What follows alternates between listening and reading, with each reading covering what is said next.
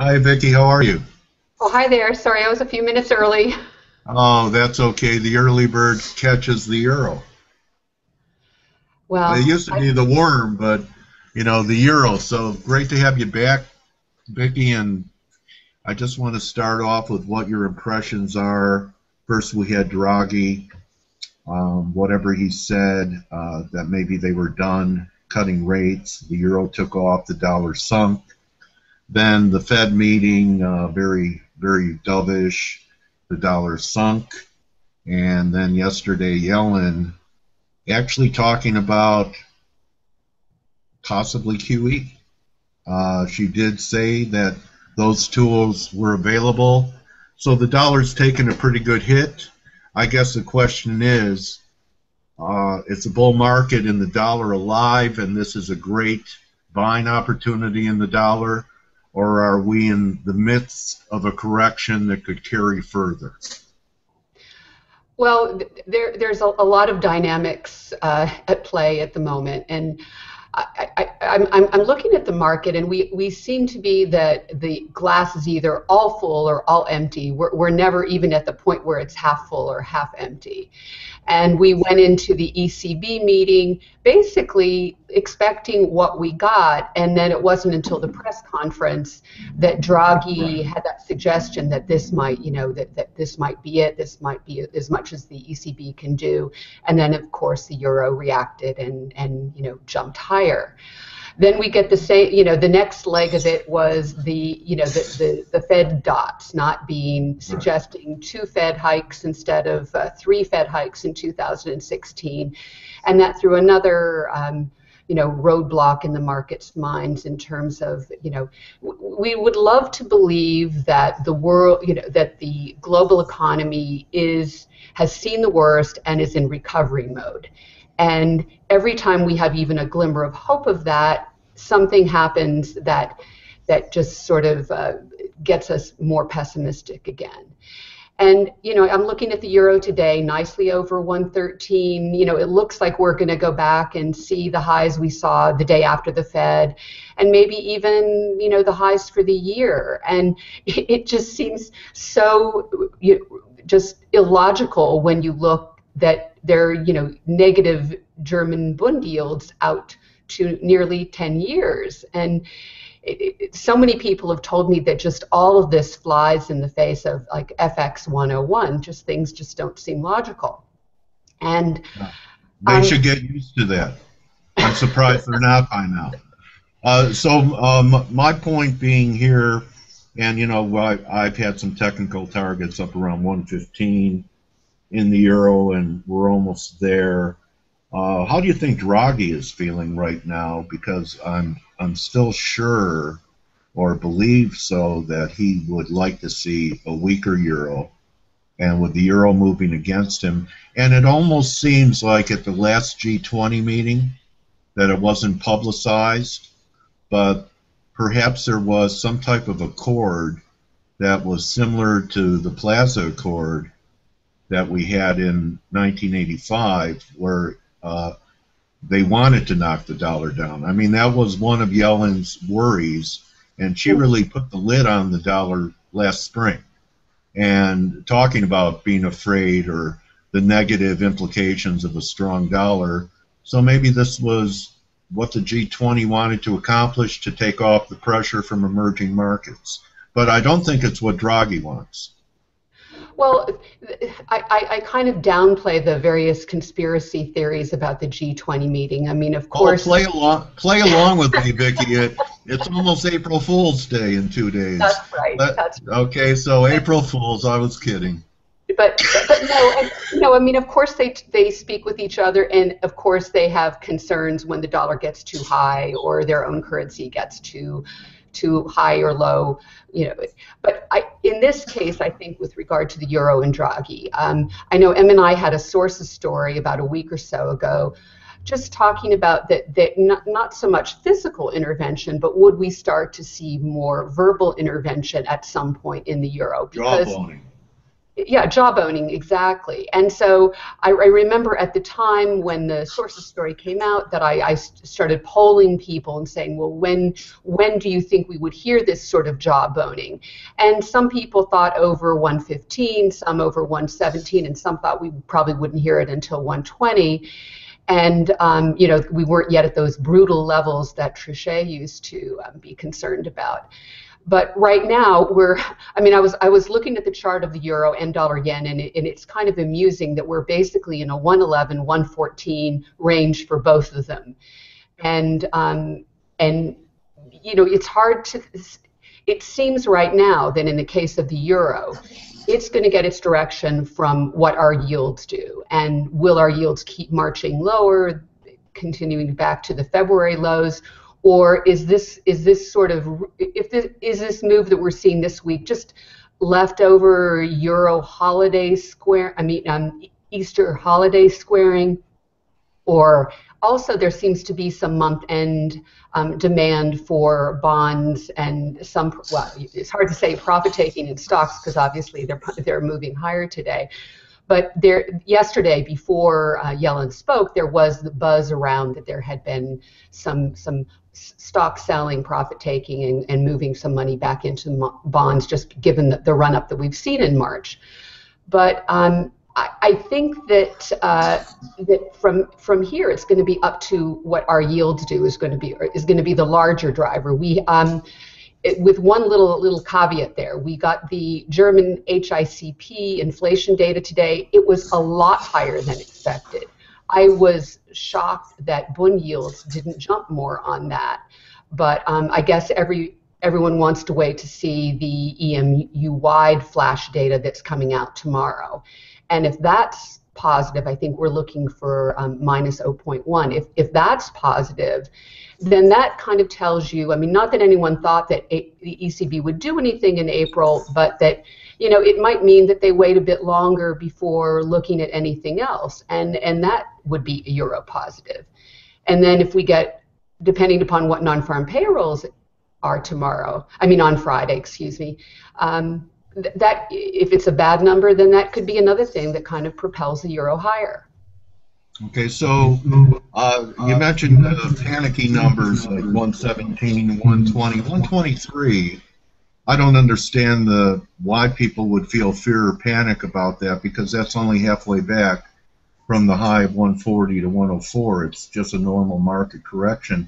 Still could be considered a bear market rally and a great shorting opportunity for dollar bulls and euro bears up there. So what do you make out of the fact that the last few days, and I know FX is your bailiwick, but I was talking about, I was going to be curious to see how risk assets performed, whether it was going to like a weak dollar or not like a weak dollar. And right now it seems that equities like a weaker dollar because that's supporting some commodity prices. You know, we've had a nice run in gold.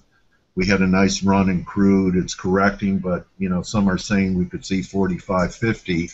So do you think that we've switched back to the market being able to generate gains based on dollar weakness? You think that correlation is shifting? Is it dollar weakness or is it low rates for longer? And I tend to think, I mean, they kind of go hand in hand with each other, but right. The stocks tend to like low rates for longer in whatever center those low rates are.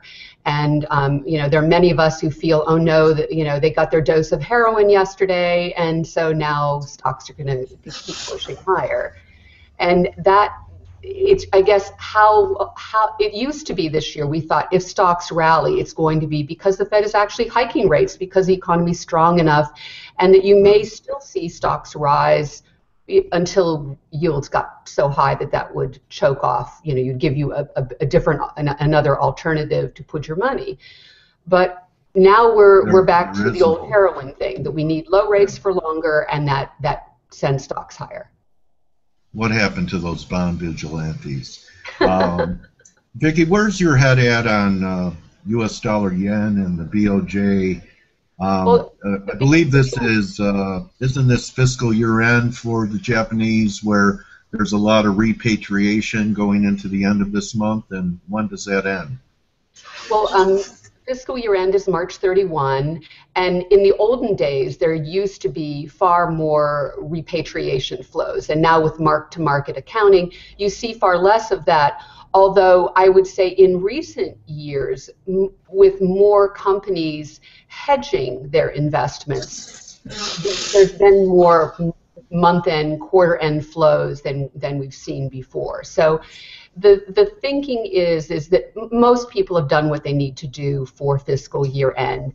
And then the other sort of stereotype is that typically in the new fiscal year, which begins April 1, you know, that the Japanese investors start sending money abroad again. And so that could be, if the same holds true this year, starting at the end of this week and into next week, we may start to see dollar-yen firm and euro-yen and firm on these outflows out of Japan. But Friday's going to be a very interesting day because we have not only U.S. non-farm payrolls, we've got Chinese PMI data, and we've got the Japanese Tankan. And when you think of, yeah, all on Friday. So when you think of what's going to be happening in the next month, I mean, we know that probably the Fed isn't going to do anything. We know the ECB in April is probably going to wait and see how, you know, they just ease, so let's just sit back and let it all digest. But the BOJ is a little bit more of a wild card, and not so much that they're going to be expected to announce any new easing in April, but depending upon especially how the beginning parts of April shape up in terms of inflation. You've got wage negotiations going on in the early part of the month. And then after the Tankan's released a few days later, there is an extra Tankan report that will be talking about wage inflation also. And I know the BOJ, we've had a couple sources stories talking again about that the BOJ is really keen to see if there's any sign of inflation. And of course, if there isn't, then the possibility of new easing could be on the table. But the BOJ, I think that for dollar yen is maybe a little bit more interesting currency pair to play in the next few weeks because you'll get a good idea depending upon the data about what the BOJ might be doing and certainly what the market's going to speculate that they're going to do. And I would think that would tend to underpin dollar yen and send it higher. Okay, so you're a fundamentalist, and that's the view. When I look at my charts and I have a triple bottom at 111-ish, I'm not a big believer in triple bottoms. It gave people 3 chances to get long. I don't think Mr. Market likes to accommodate people that much. To me, it looks like it could be a magnet for the market to take us under the 111 level. What do you think fundamentally would drive that? Because obviously risk on, I would think that it would be risk off, but the weakness yesterday in the yen and recent weakness has all come in the face of risk on rather than risk off. So the yen really never rallied like the S&Ps, but if you looked at the S&Ps and the yen chart during January, February, they were identical. They bottomed, they bottomed around the same time, where the yen hasn't even retraced 38% of that decline from 124, if you take it from 21, and the S&Ps are knocking on the door of new all-time highs. What do you think is going on there? I once interviewed someone who said, well, the yen now has 2 masters. Okay, it's not just risk on, risk off. It also has to do with what's happening with the Nikkei. So,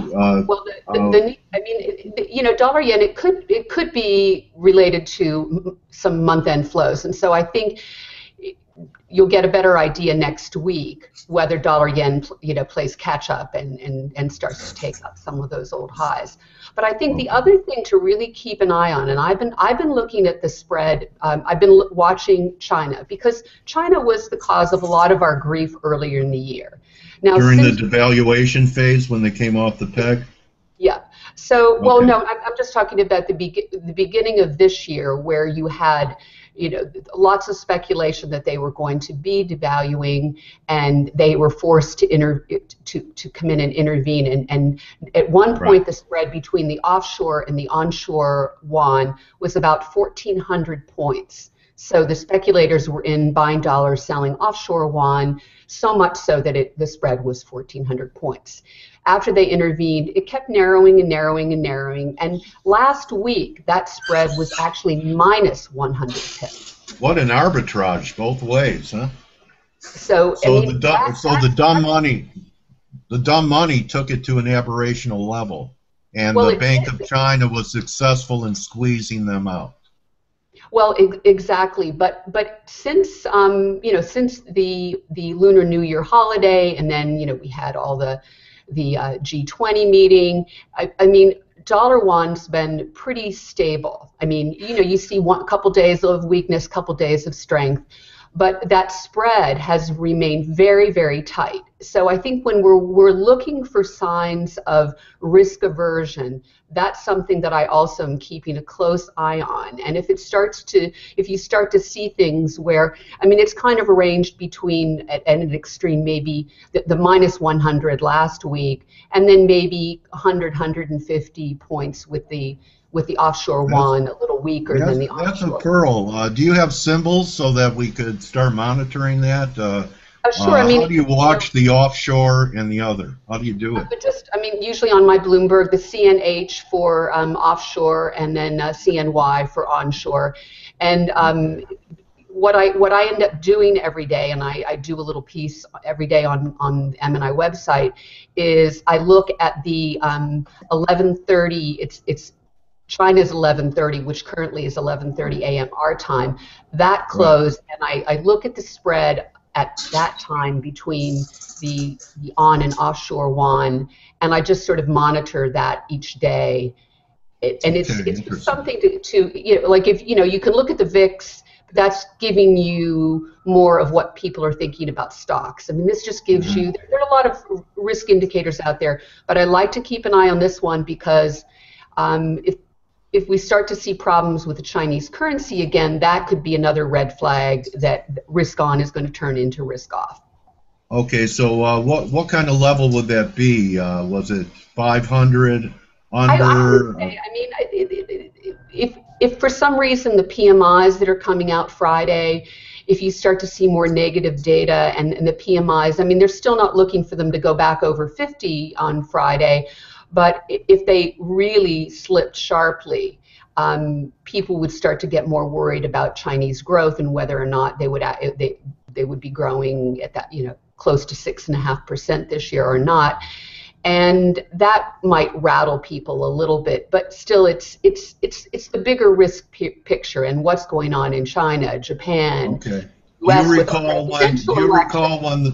Do you recall what level when this was going on, when it went to 1,500 under? What level the market started paying attention to it? They probably didn't right away, did they? No, I think that it wasn't really on the market's radar screen, but I think when in January, when we started to have those huge declines in the Shanghai Composite that had spillover for other markets, that's what made people pay attention. Okay, well, that's a pearl, and thank you for edifying me and our community for another gauge. I'd like to switch gears a little bit, and I'm not going to ask you if you have a Bernie Sanders sign or a Donald Trump sign in your front yard, Vicki, but for the first time, a lot of market analysts are saying that what's happening politically in this presidential race and a lot of the things that the top candidates are saying that are not really business friendly, or something like a potential trade war if Trump is elected. Do you think that this political season going into the elections is going to play a role in how we're pricing everything? Well, obviously a lot will depend on what's happening, but let's just suppose that all the economies are sort of improving, and you've got the Eurozone bouncing back, Japan, China, and here in the U.S. we're muddling through. I think that the market, despite all the talk about making fun of who said what at the various debates, I really don't think we are pricing in a Trump presidency. I don't think. I think the market says, oh, this will be a disaster, but hasn't really priced that in yet. And I mean. So maybe they do if it becomes a reality that at least he's the Republican nominee.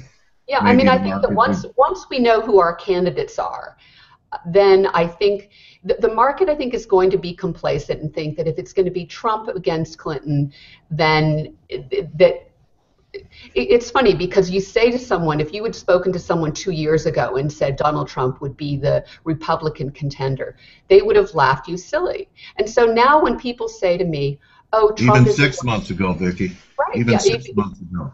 Yeah. If someone had says right now, oh, well, Trump isn't going to get it, people come out and vote for Clinton. And I'm going like, I don't know. I don't know how it's going to play out.